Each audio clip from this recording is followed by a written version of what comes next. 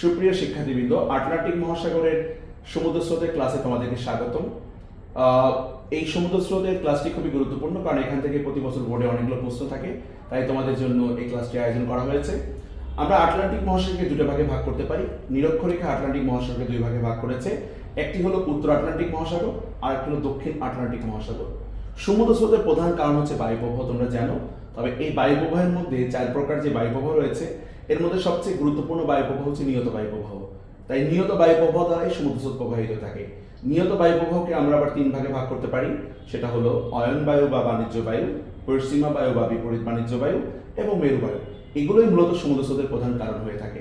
এছাড়াও আমরা দেখতে পারি ভূভাগের অবস্থান, লবণাক্ত তারতম্য, উষ্ণ তারতম্য, পৃথিবীর আবর্তন, ভূভাগের অবস্থান ইত্যাদি ইত্যাদি কারণে আমাদের সমুদ্র স্রোত হয়ে থাকে। তবে আমরা আজকের ক্লাসে দেখব দক্ষিণ আটলান্টিকের সমুদ্র স্রোত সমূহ। আমরা দক্ষিণ আটলান্টিকে সাধারণত 5টা সমুদ্র স্রোত লক্ষ্য করতে পারছি এবং উত্তর আটলান্টিকে 12টা সমুদ্র স্রোত লক্ষ্য করতে পারছি। খুব সংক্ষিপ্ত সময়ের মধ্যে এই স্রোতগুলো তোমাদের বুঝিয়ে দেওয়ার চেষ্টা করা হবে।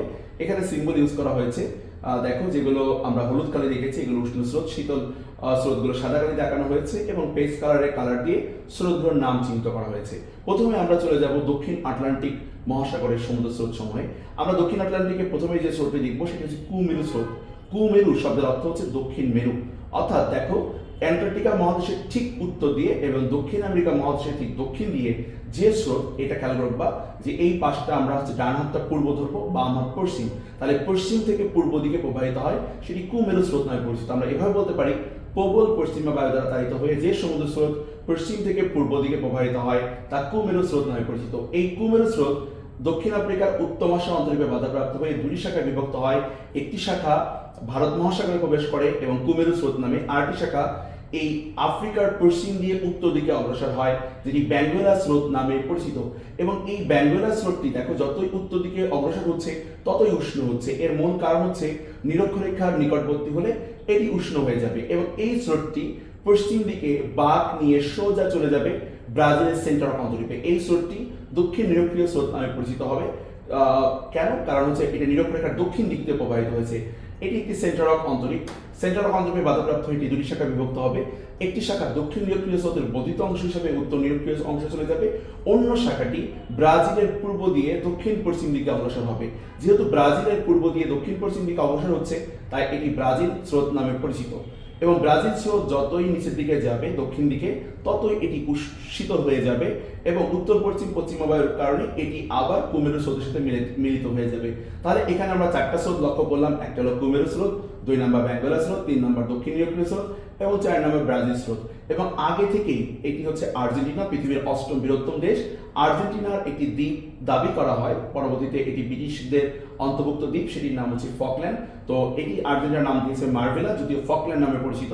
তো এই আর্জেন্টিনা এবং ফকল্যান্ড দ্বীপের মাঝখান থেকে কুমেরু স্রোতের একটি শাখা আবার বের হয়ে যাবে এবং এই স্রোতটি ফকল্যান্ড স্রোত নামে পরিচিত। তাহলে আমরা এখানে 3টি শীতল স্রোত, কুমেরু স্রোত, বেঙ্গলা স্রোত, ফকল্যান্ড স্রোত, 3টি শীতল স্রোত এবং 2টি উষ্ণ স্রোত, দক্ষিণ নিরক্ষীয় স্রোত এবং ব্রাজিল স্রোত, 2টি উষ্ণ স্রোত লক্ষ্য করলাম। এবার আসো শিক্ষার্থীরা, আমরা চলে যাব উত্তর নিরক্ষীয় স্রোতে। উত্তর নিরক্ষীয় উত্তর আটলান্টিক মহাসাগরের সমুদ্র স্রোতে আমরা চলে যাব। দেখো, দক্ষিণ নিরক্ষীয় স্রোতের যে বর্ধিত অংশ, এই যে এখান থেকে আমরা সেন্টার অফ অন্তরীপে বাধাপ্রাপ্ত হয়ে দক্ষিণ নিরক্ষীয় স্রোতের যে বর্ধিত অংশ সেটি এবং উত্তর পূর্ব অয়ন বায়ুর প্রভাবে আগে থেকে একটি স্রোত এখানে প্রবাহিত হচ্ছে, এটির নাম উত্তর নিরক্ষীয় স্রোত। তাহলে দক্ষিণ নিরক্ষীয় স্রোতের বর্ধিত অংশ এবং উত্তর নিরক্ষীয় স্রোত, যা উত্তর নিরক্ষীয় স্রোত নামে প্রথমে চলে যাবে ক্যারিবিয়ান সাগরে। ক্যারিবিয়ান সাগর হচ্ছে পৃথিবীর সবচেয়ে গভীরতম সাগর এবং এই অঞ্চলকে আমরা ওয়েস্ট ইন্ডিজ বলি। আমরা এখানে জানি Jamaica, Trinidad Tobago, Saint Kitts and Nevis, Saint Lucia, Dominican প্রজাতন্ত্র, এরকম প্রায় 13টি দেশ আছে। এই 13টি দেশকে বলা হয় ওয়েস্ট ইন্ডিজ। আসলে ওয়েস্ট ইন্ডিজ নামে কোনো দেশ নেই, এটি আসলে একটি অঞ্চল নামে পরিচিত। ওয়েস্ট ইন্ডিজ অঞ্চলে একটি দেশের নাম হচ্ছে বাহামা।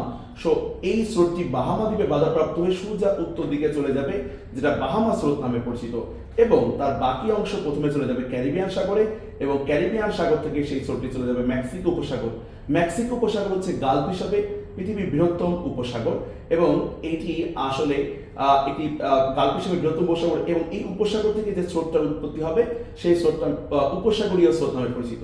একটু বলে রাখা ভালো, মেক্সিকো উপসাগরের এই স্রোতটি প্রবাহিত হয়েছে যে ইউএস এর যে এই অঙ্গরাজ্যটি, সেটির নাম হচ্ছে ফ্লোরিডা। এখানে একটা অঙ্গরাজ্য দেখতে পাচ্ছ, ফ্লোরিডা। আর এই পাশে যে কিউবা আর ফ্লোরিডার মাঝখানে যে প্রণালী, এটার নাম হলো ফ্লোরিডা প্রণালী। এখানেও তাছাড়া ইউএস এর অনেকগুলো অঙ্গরাজ্য, টেক্সাস, লুজিয়ানা, আলাবামা ইত্যাদি অঙ্গরাজ্য রয়েছে। মিসিসিপি নামেও একটি অঙ্গরাজ্য রয়েছে। তবে তোমরা খুব ভালো করে মনে রাখবা, এখানে একটি মিসিসিপি নদী এসে পানি পতিত হয়েছে। তাহলে একটা হচ্ছে আমাদের ক্যারিবিয়ান সাগর হয়ে এই উত্তর নিরক্ষীয় স্রোতের বর্ধিত অংশ এবং আসলো মেক্সিকো উপসাগরে এবং মিসিসিপি নদীর পানি এখানে অ্যাড হলো। দুইটি পানি যখন আমাদের এই ফ্লোরিডা পণ্যটির সংকীর্ণ জায়গা দিয়ে বেরোয় যাচ্ছে, এটি খুবই স্পিডে বের হয়ে যায় এবং মধ্য আটলান্টিক বরাবর চলে যায়, যা উপসাগরীয় স্রোত নামে পরিচিত। এই উপসাগরীয় স্রোত মধ্য আটলান্টিকে এসে তিনটি শাখায় বিভক্ত হয়ে যায়। একটি সোজা বরাবর চলে যায় নরওয়ে, ফিনল্যান্ড, সুইডেনের কাছ দিয়ে এবং ইউকের পাশ দিয়ে, যেটি হলুদ কালে তোমরা দেখতে পাচ্ছ, এটির নাম হচ্ছে উত্তর আটলান্টিক প্রবাহ। এটির কারণে কিন্তু নরওয়ে, ফিনল্যান্ড, সুইডেন বছরে 12 মাস তোমার হচ্ছে সমুদ্র বন্দরগুলো ব্যবহার করা যায় এই উত্তর আটলান্টিক প্রবাহের কারণে। আর্কটিক স্রোত, এটি পৃথিবীর বৃহত্তম দ্বীপ গ্রিনল্যান্ড, যেটি ডেনমার্কের অংশ, এটি নামে পরিচিত। গ্রিনল্যান্ডের পশ্চিম দিয়ে চলে যায়, যেটি পশ্চিম গ্রিনল্যান্ড নামে পরিচিত। আর্কটিক স্রোত এখানে শৈলশীল অবস্থানের কারণে ঠান্ডা পানির অবস্থান করে এবং এই কারণে একটি শীতল স্রোতে উৎপন্ন হয়, যেটির নাম হচ্ছে ক্যানারি স্রোত।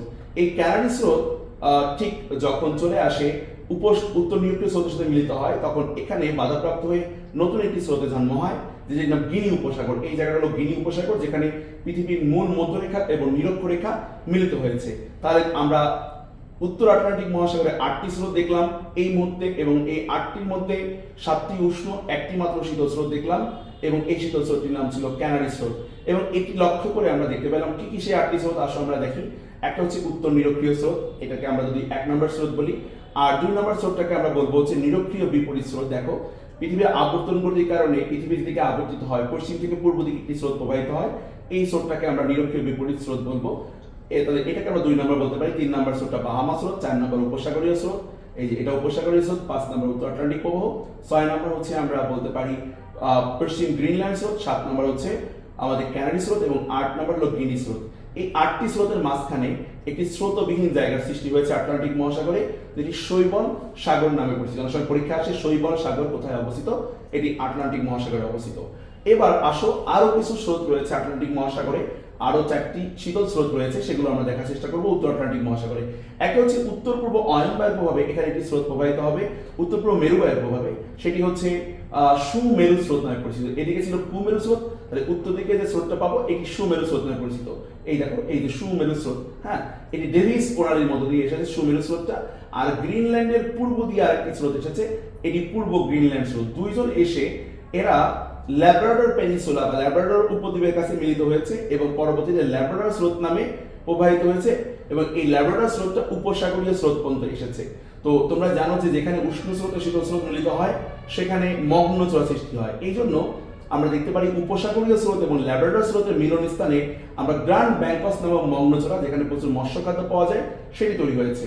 অন্যদিকে আমরা এখানে আরেকটা স্রোত দেখতে পাচ্ছি, সেটি ইরমিনজের স্রোত নামে পরিচিত। খেয়াল করো, এই যে আমাদের ইরমিনজের স্রোত, সেটি উত্তর আটলান্টিক প্রবাহ এবং ইরমিনজের স্রোতের মিলন স্থানে আমরা আরেকটি মগ্নচড়া ডগার ব্যাংকসের অস্তিত্ব দেখতে পাচ্ছি। কারণ ডগার ব্যাংকস, এখানে প্রচুর মৎস্য খাদ্য পাওয়া যায় এবং প্রচুর মাছ পাওয়া যায়। নরওয়ে মূলত ধীবরের দেশ বলা হয় এই কারণে যে তারা এই ডগাস ব্যাংকস থেকে প্রচুর পরিমাণে মাছ আহরণ করে। তাহলে